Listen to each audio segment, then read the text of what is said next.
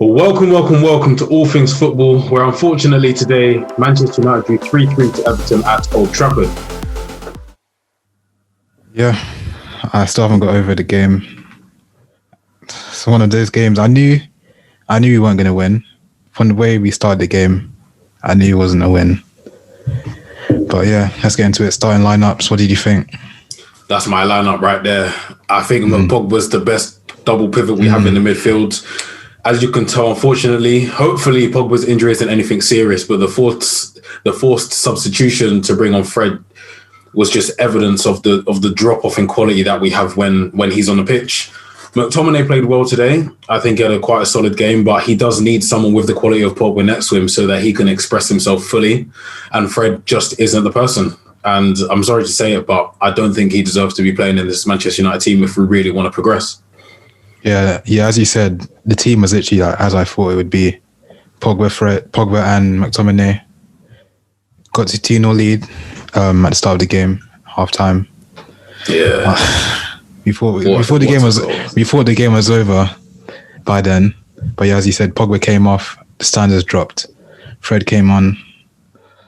I didn't need to say much about Fred. It's evident. It's very evident. It's very clear the difference in quality between Fred and Pogba. And yeah, we lost the game in the last second. Yeah, let's just start with the defense. I think that's where the problems were.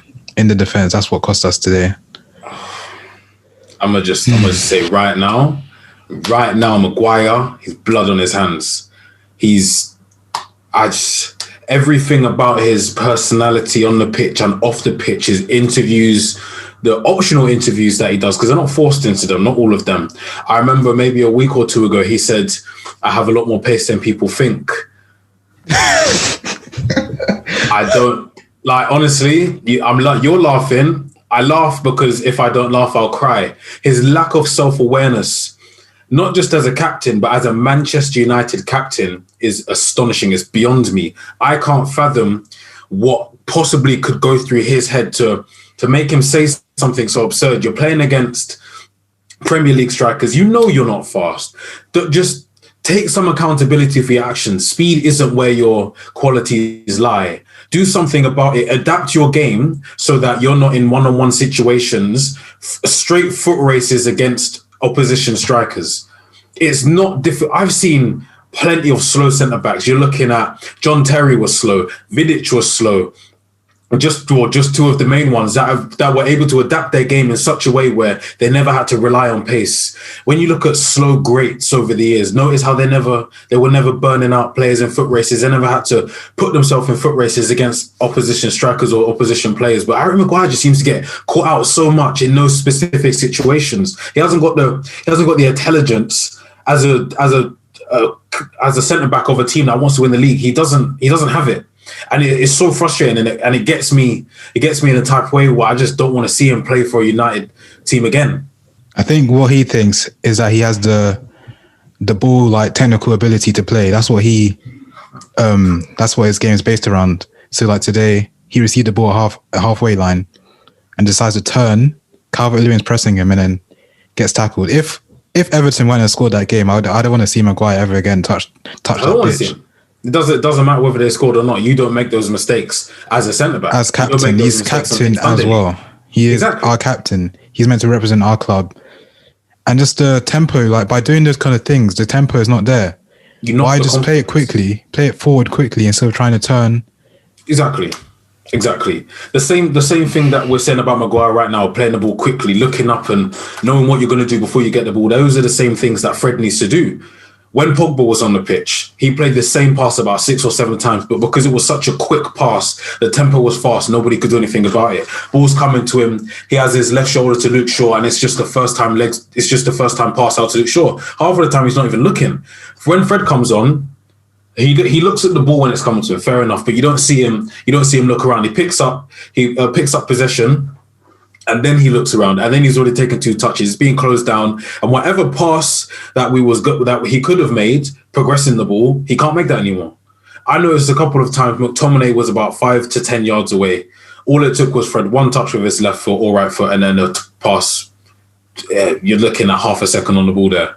But no, he wants to take a couple touches, put his foot on the ball, roll it a little bit like he's Thiago, and then he has to play a digressive pass or a pass that's going sideways. And those are the differences.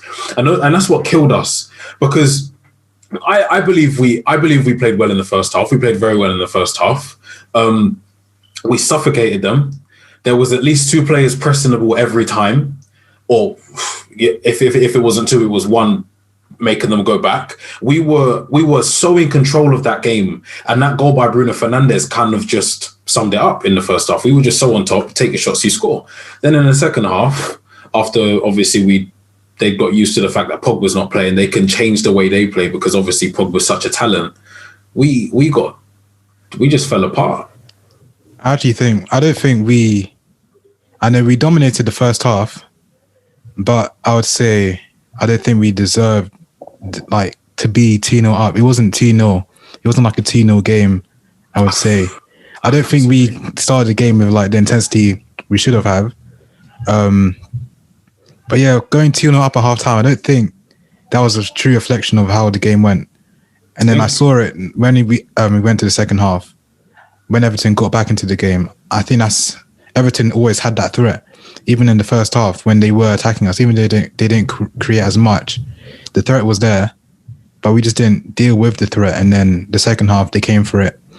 Okay, maybe it's an error from David De Gea, and then they scored their first goal, and then the second goal 3 minutes later, and they're back in the game.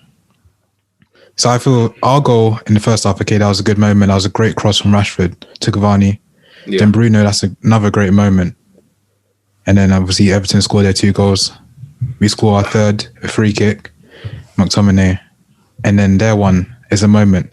Twanzeli rushes into the challenge for no reason, and they score in the last second of the game.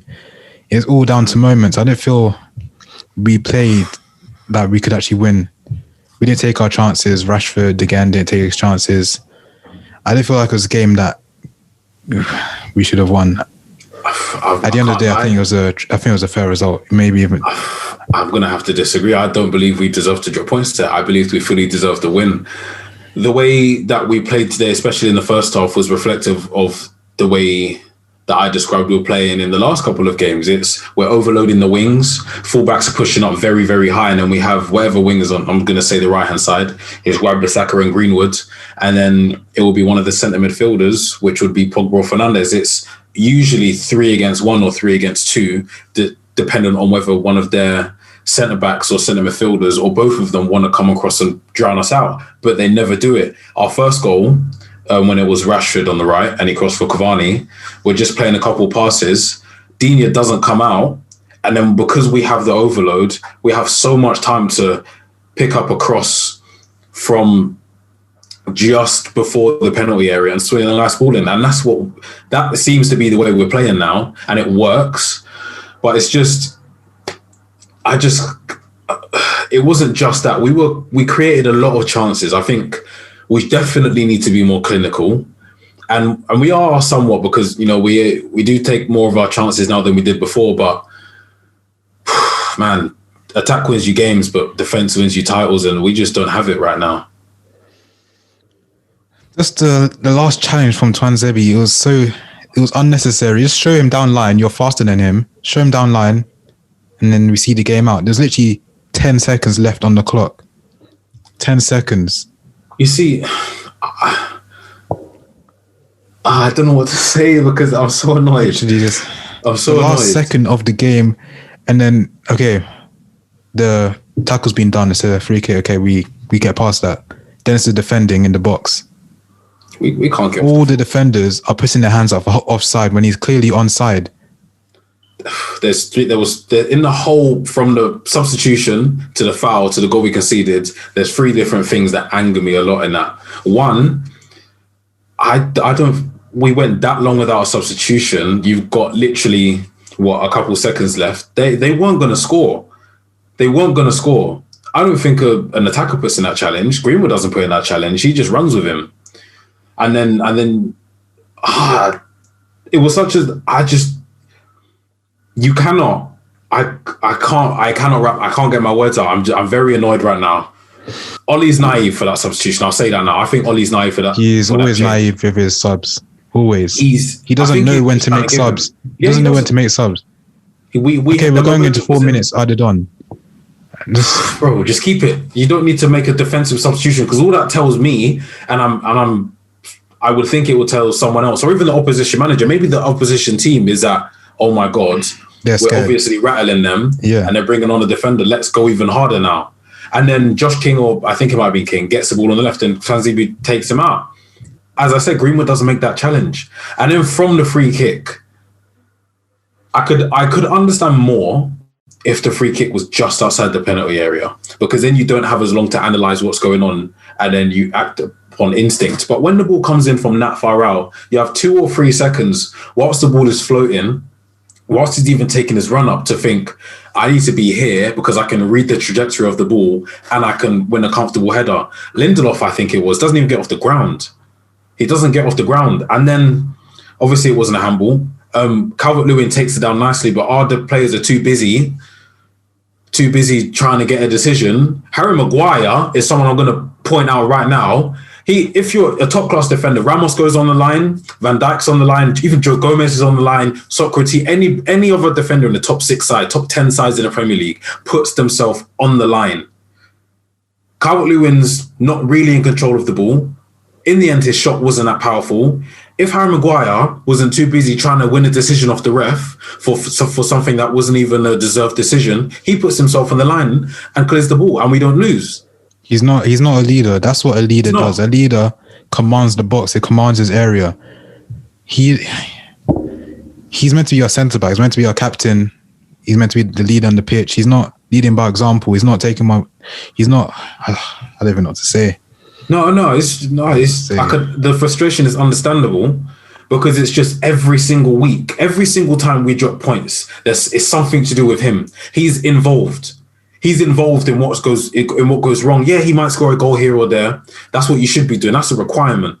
You need to be able to either, with a centre-back like Lindelof, we know that partnership doesn't complement each other. You should be able to get over that. You're our captain. You're £80 million defender. You're supposedly, I guess he thinks he's one of the better centre-backs in the league. He should be able to find a way to get over those problems. He's not a captain. I don't know if you've heard, obviously there's no fans. You might have heard him speak on the pitch, from the last few games. I think last game, he was moaning at the ref for whatever decision was made.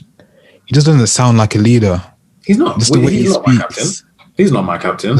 I've got 4 captains on the pitch, and he's not one of them. I can't.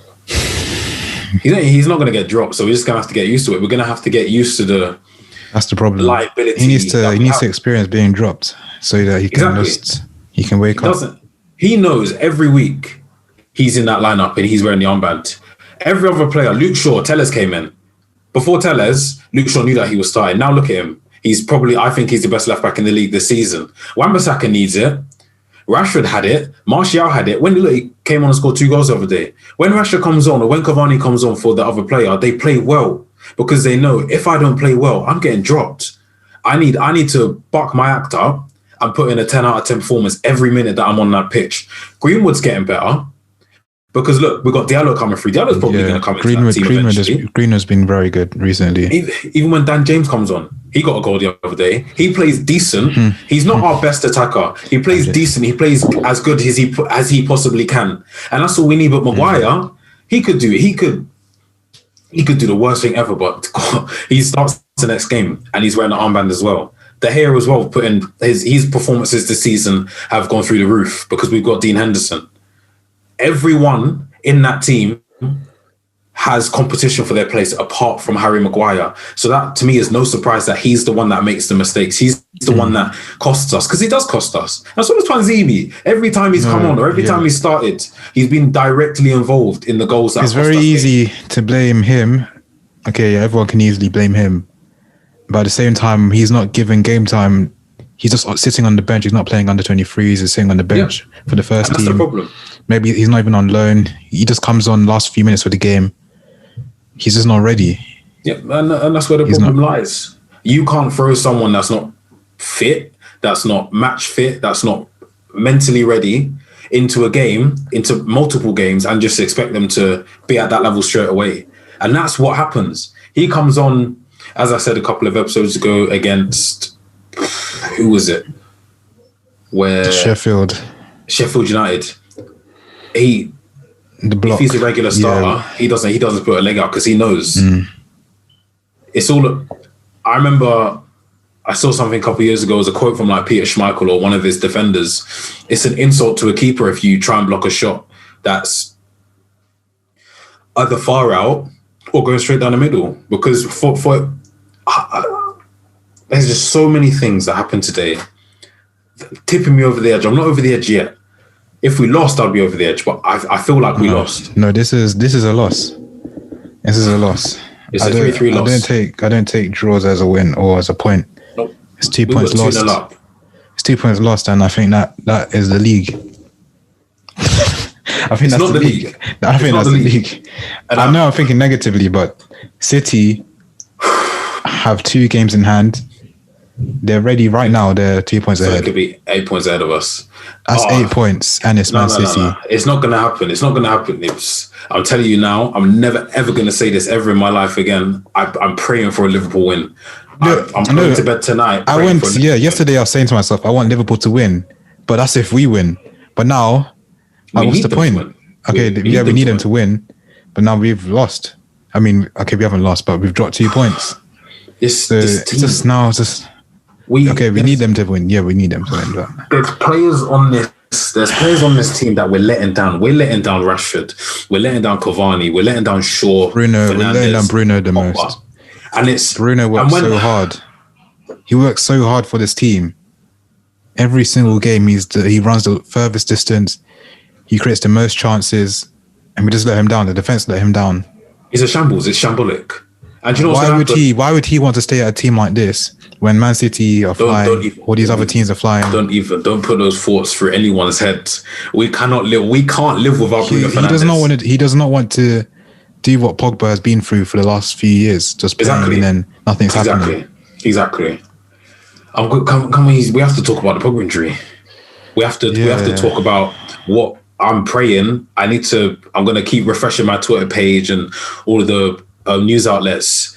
I'm not sure because I watch football on mute. I don't know if that's a thing, but I watch it on mute. I don't know if it was a groin injury. It didn't look like it was touching his groin. It looked like quad. I think it was a quad, like the upper quad. Yeah, that's weird. Weird injury. It's just tweaked it. It's one of the worst ones because no one touched him, and that's when it gets worrying. But he was able to walk off, which is a promising sign. But I genuinely thought what I just said about Tanzibi, not being match fit and whatever. I'm going to contradict myself directly here. I think Van de Beek should have come on because we needed someone in there that's quick passing. I didn't get why we took off. Who came off? I don't know. It was probably Fred because he was injured, but I don't think Fred should have come on there. Oh, you mean Van de Beek instead? Yeah, I think Van de Beek should have come in instead of Fred because it was a type of game that requires you to just be so quick physically and mentally on the ball, and Van de Beek is that player. Apart from Pogba and Fernandes, Van de Beek is that player for us. And I don't know what he has to do to get minutes right now. Someone's injured and he's still not going to get played. Matic would come on before him. If Fred wasn't there, it would have been Matic and McTominay. It's worrying now. No, I guess he's going to play against West Ham in the FA Cup next week. He better. And hopefully, Amad Diallo, who got 3 assists, 1 goal yesterday for the under-23s. Star boy coming through. Sancho, do we need Sancho? Yes. Do we need Sancho? We need depth. Put Diallo on the bench. I don't care. I would take Sancho over any of these moves right now. We have Greenwood, we have Sancho. Diallo is looking good. We'll see against West Ham. We'll see if he plays. Hopefully he plays, but we'll see. It's going to be a tough match, but right now, I'm not focused on the FA Cup. I'm focused on the Premier League, and I'm focused on that. That game isn't just for them. That game is for the whole of the top 6 or 7 sides right now. That is a massive. It's the biggest game this season so far. It might be the biggest game this season unless we can claw it back and have a battle of the Titans against Man City. And Liverpool need it. Klopp knows they need it as well. I think they will win. That's their bounce back because they need a bounce back. They have to win. If they win, they go 2 points behind us. And if Leicester win, they'll go point ahead of us, or will be equal in points. So it'll be very tight. They'll be on very, very tight. Yeah. Unless Leicester win like 7-0, they're not going to go ahead of us, which is calm.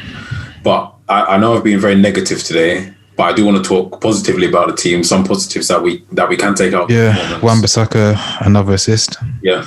Where's Trent? Because I can't see him anywhere. Trent is back in form. He can't even say that. Well, we have two fullbacks who are playing out of their skin at the moment.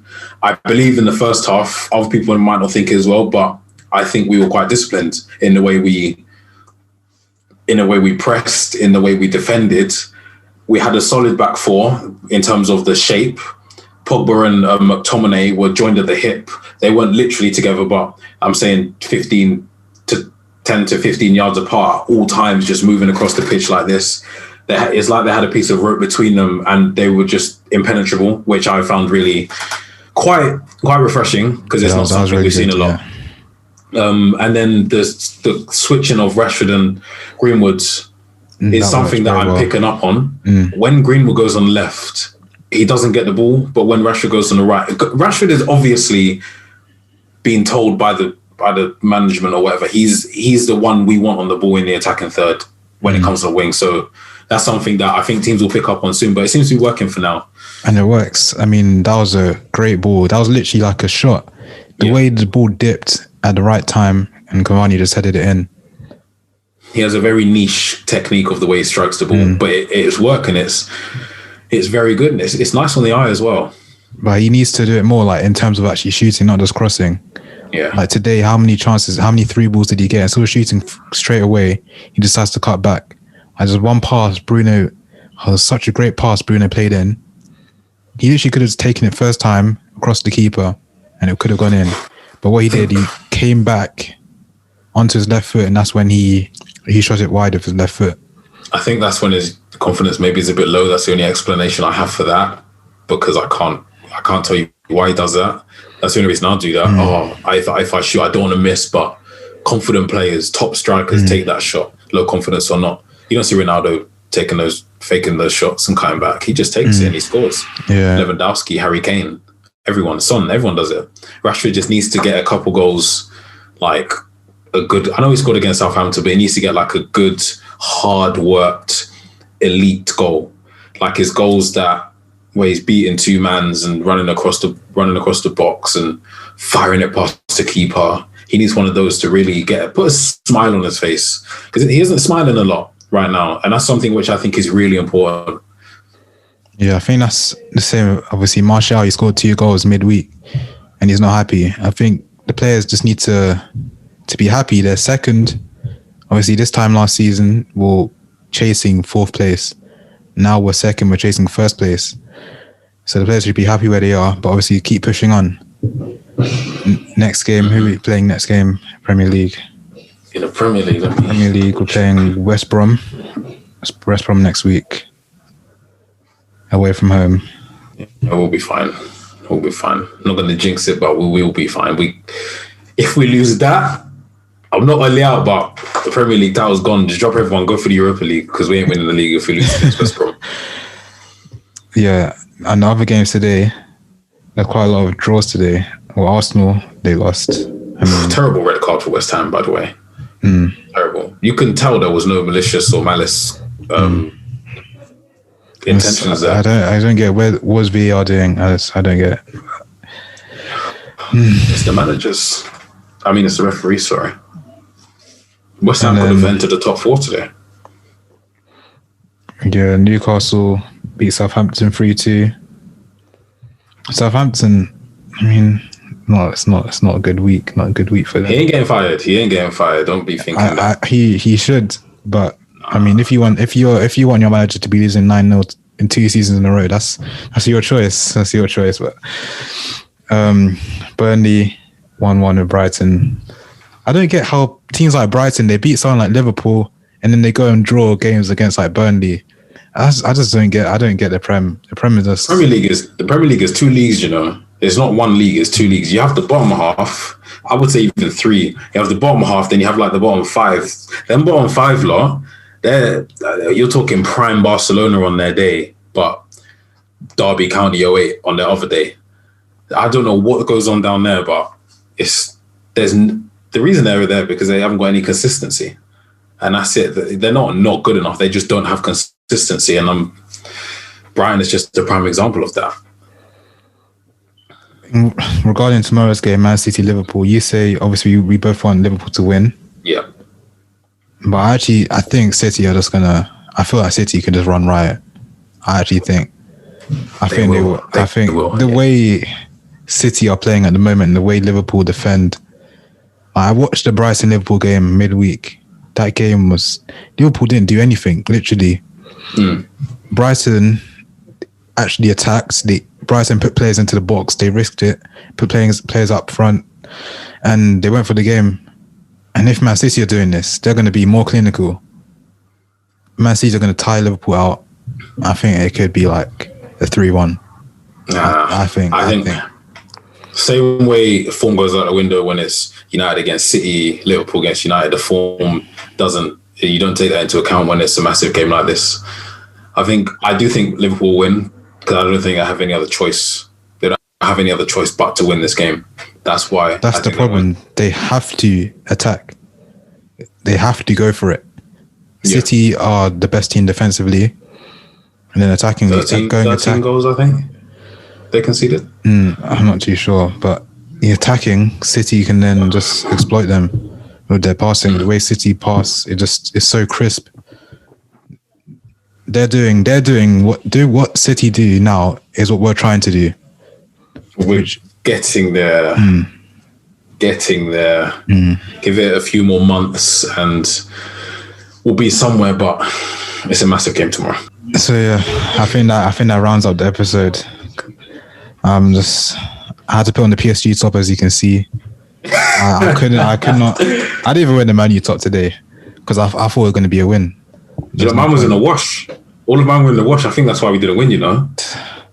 It's due to I just thought we didn't need it. I thought we were going to win, but nah, we didn't win. So at least PSG won yesterday. So let me rep PSG today. But yeah, that was Man U 3, Everton 3. Still second. Still chasing City, maybe. But they could pull away tomorrow. Yeah, please like, subscribe and share. Thank you, Anton, again. No problem. I'll see you next week. West Ham, Man U, FA Cup.